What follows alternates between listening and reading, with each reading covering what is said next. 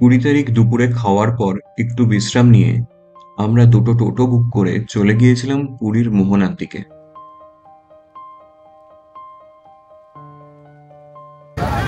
चलो चलो उसको पीछे पीछे चलो सामने स्टेट जाती है ना।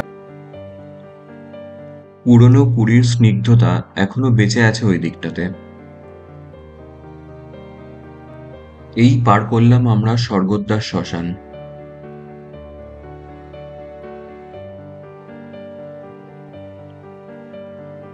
এই রাস্তাতেও তৈরি হয়েছে অনেক নতুন নতুন হোটেল।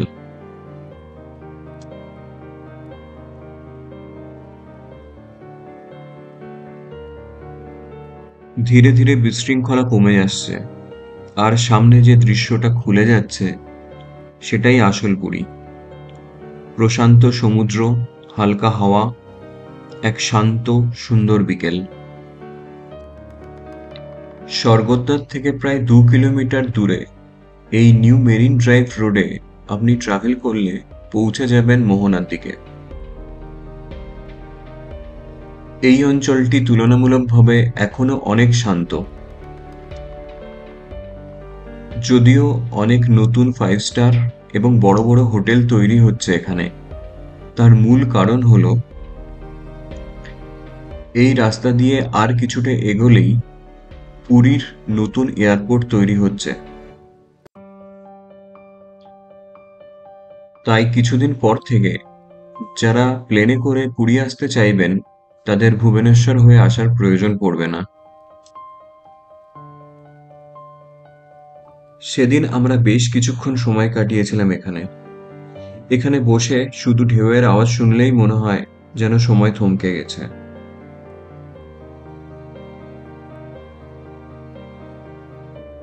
এখানে দাঁড়িয়ে দাঁড়িয়ে সেদিন প্রত্যক্ষ করেছিলাম মেঘের আড়ালে সূর্যের ঢলে পড়াকে। এক অনন্য অনুভূতি নিয়ে সেদিন তারপর ফেরার পথ ধরেছিলাম। ফেরার পথে চোখে পড়ল নতুন তৈরি হওয়া প্রচুর হোটেল। যদি আপনি পুরীর শান্ত রূপকে উপলব্ধি করতে চান তাহলে এদিকে এসে থাকতে পারেন।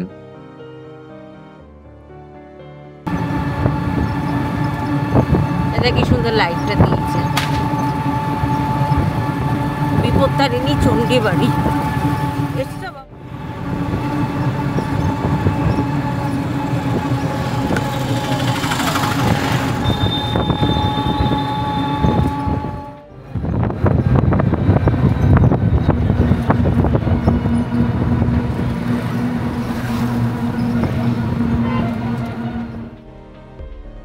এটি পুরীর লাইট হাউস।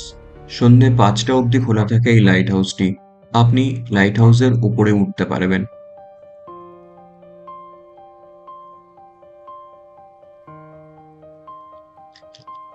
এরপর আমি আর প্রিয়াঙ্কা স্বর্গদ্বার মোড়ে নেমে হেঁটে হেঁটে পৌঁছে গিয়েছিলাম গাঙ্গুরামের মিষ্টির দোকানে। পুরীর গজা কিনতে হলে আমরা এখান থেকেই কিনি প্রতিবার। দীপাবলির সন্ধ্যের জন্য সেদিন দোকান খুব তাড়াতাড়ি বন্ধ হয়ে গেছিল যদিও।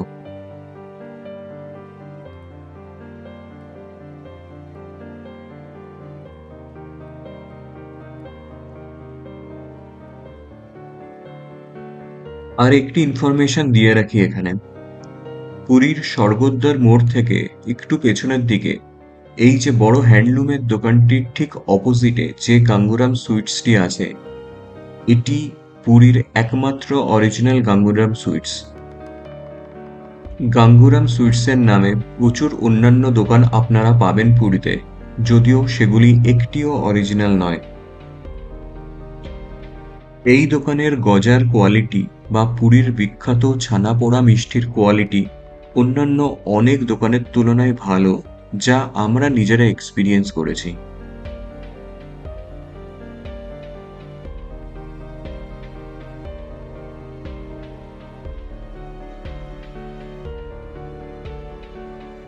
এই মোড়েই সেদিন দেখেছিলাম একটি কালী পুজোও হচ্ছিল। যদিও সেদিন মার মুখ দেখতে পারিনি আমরা, পরের দিন সকালবেলা গিয়ে দেখেছিলাম।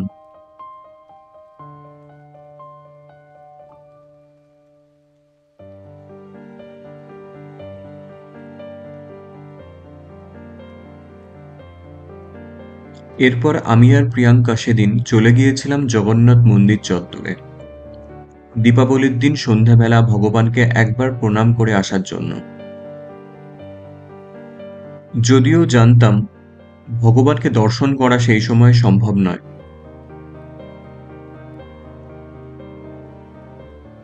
কখনো রথযাত্রার সময় পুরীতে আসার সৌভাগ্য আমাদের হয়নি, কিন্তু সেদিন সন্ধ্যাবেলার জনসমাগম আমাদের বুঝিয়ে দিয়েছিল রথযাত্রার সময় কি পরিমাণ মানুষ এই ভগবানকে দেখতে পুরীতে উপস্থিত হন।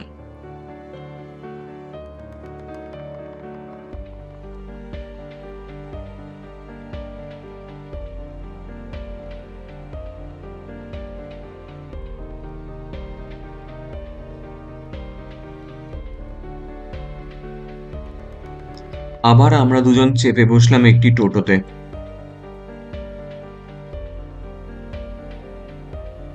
প্রচুর ভিড়ের কারণে সেদিন পুলিশ মেন রোড বন্ধ করে দিয়েছিল, তাই আমাদের নিতে হয়েছিল সেদিন পুরীর ভেতরের ছোট ছোট অলিগলির রাস্তা। তাতে একদিক থেকে বেশ লাভই হয়েছিল। দেখেছিলাম প্রত্যেক বাড়িতে প্রদীপ জ্বালাচ্ছে ছোট ছোট বাচ্চারা। কোনো কোনো বাড়িতে হয়তো সন্ধ্যাবেলা দীপাবলির পুজো করার প্রস্তুতি চলছে। অদ্ভুত সুন্দর উপলব্ধি হয়েছিল সেদিন। গলির মধ্যের ছোট ছোট মন্দিরগুলিও সেজে উঠেছিল আলোতে।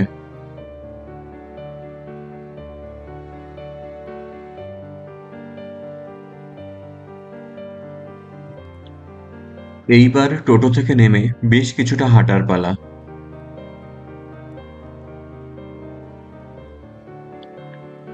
প্রচুর মানুষ চলেছে মন্দিরের দিকে, কেউ কেউ আবার হয়তো মন্দির থেকে ফিরছে।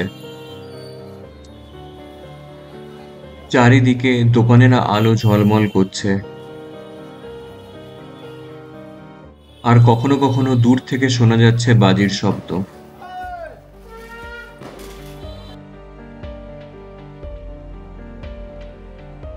এর মাঝেই আমাদের সেই গলির থেকেই চোখে পড়ল জগন্নাথ ধাম মন্দিরের সেই বিখ্যাত চূড়া আর সেই বিখ্যাত ধ্বজা।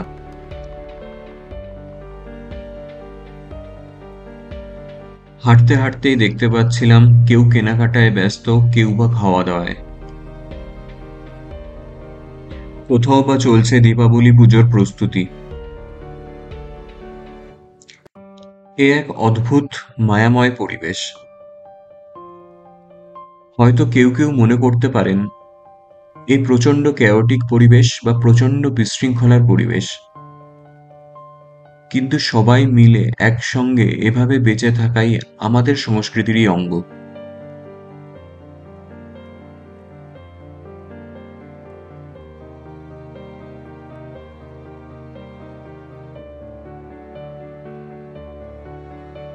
এইভাবে হাঁটতে হাঁটতেই আমরা পৌঁছে গিয়েছিলাম সেদিন মন্দির প্রাঙ্গণ চত্বরে, এবং দেখতে পেয়েছিলাম হাজার হাজার মানুষ সেদিন জমায়েত হয়েছিলেন মন্দির প্রাঙ্গণে। প্রদীপ জ্বালিয়ে ভগবানকে প্রণাম করে মন্দির প্রদক্ষিণ করতে করতে সেদিন সন্ধ্যাবেলা অনেকেই কাটিয়েছিলেন মন্দির চত্বরে। আস্তে আস্তে ভিড়ের মধ্যে মিশে গেলাম আমরাও। একটু খালি জায়গা দেখে দুজন মিলে দাঁড়িয়ে সেদিন সন্ধ্যাবেলার অনেকটা সময় কাটালাম মন্দিরের ওখানে। এত লোক, এত কোলাহল, হাজার লোকের চেঁচামেচি, তা সত্ত্বেও যেন মনে এক অদ্ভুত প্রশান্তি টের পেয়েছিলাম সেদিন।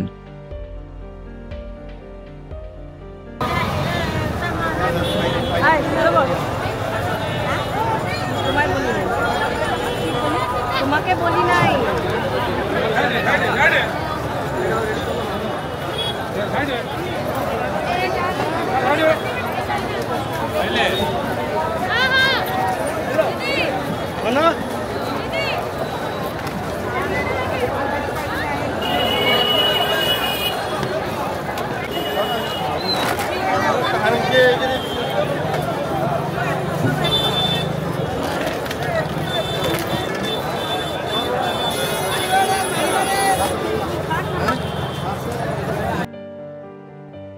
এরপর সেদিন হোটেলে ফিরে ডিনার এবং সারাদিনের ধকল কাটাতে একটা লম্বা ঘুম।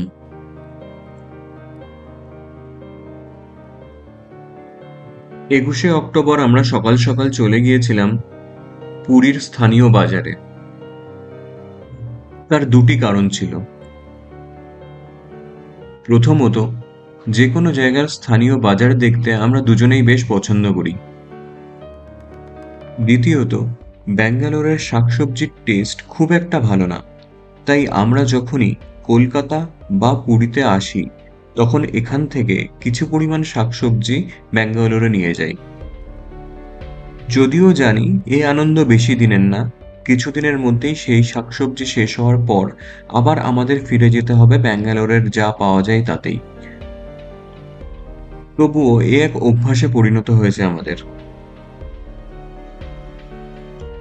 বেশ কিছু পরিমাণ বেগুন, 1 কেজি মতো পটল এবং একটি স্থানীয় দোকান থেকে ডালের বড়ি কিনে ফিরেছিলাম সেদিন আমরা। একটা চেক ইন ব্যাগেজের প্রায় অর্ধেকটারও বেশি ভর্তি হয়ে গেছিল সেই শাকসবজিতে।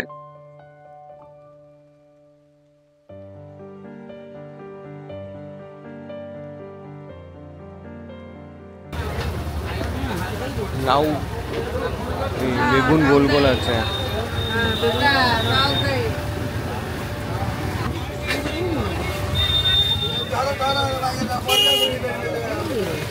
এটা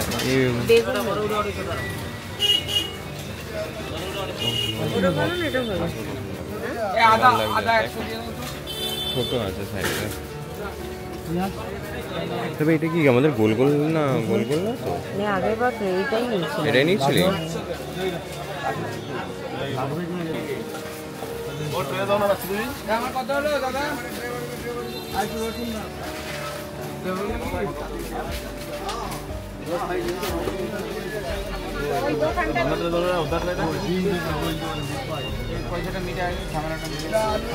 আলু 3 কিলো,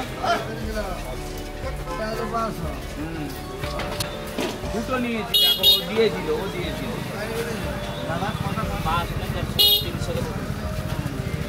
পটলগুলো একটু ইয়েতে রাখতে হবে। 1 কেজি নেবো কিন্তু। হ্যাঁ,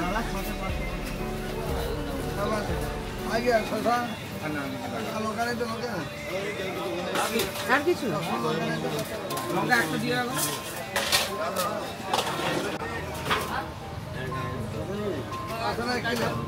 কত বললো? কত গো আমাদের?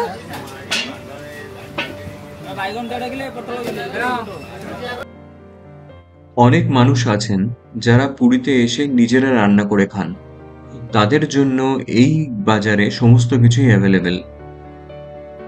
এমনকি এখান থেকে আপনি গ্যাস এবং রান্নার বিভিন্ন সরঞ্জামও ভাড়া নিতে পারেন। এক্ষুনি বন্ধ করেছে।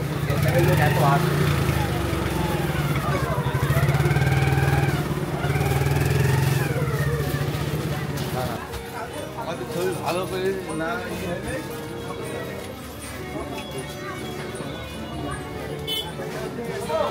চলো,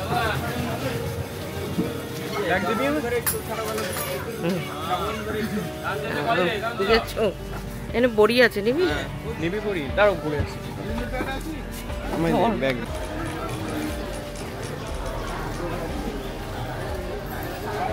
ও বাবা বলেছিল কলা নিতে, কলা যদি পাওয়া যায়, পাকা কলা।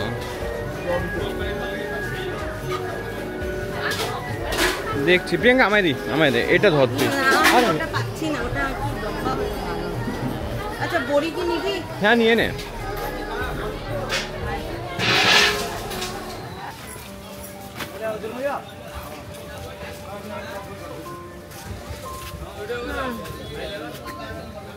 কোনটা নিবি বল?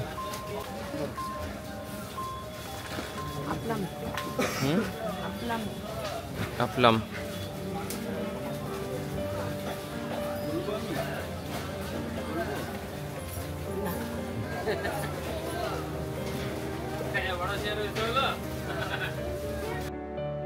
বাজার থেকে ফেরার সময় একবার দাঁড়িয়ে পড়লাম এই কালী মণ্ডপের সামনে।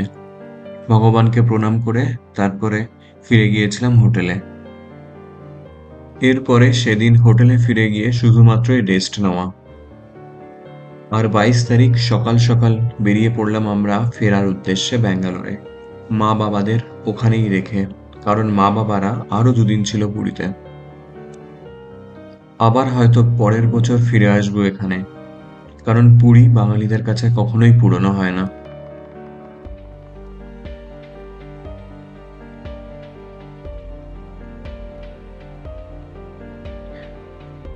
পুরীর ইন্টারস্টেট বাস স্ট্যান্ডকে পেছনে রেখে আমরা এগিয়ে চললাম এবার ভুবনেশ্বরের উদ্দেশ্যে, আর সেখান থেকে পৌঁছে যাব আজ ব্যাঙ্গালোরে। এরপরে গোয়া ঘোরার গল্প নিয়ে ফিরে আসবো বেশ কিছুদিন পরে। ভিডিওটি দেখার জন্য অনেক ধন্যবাদ।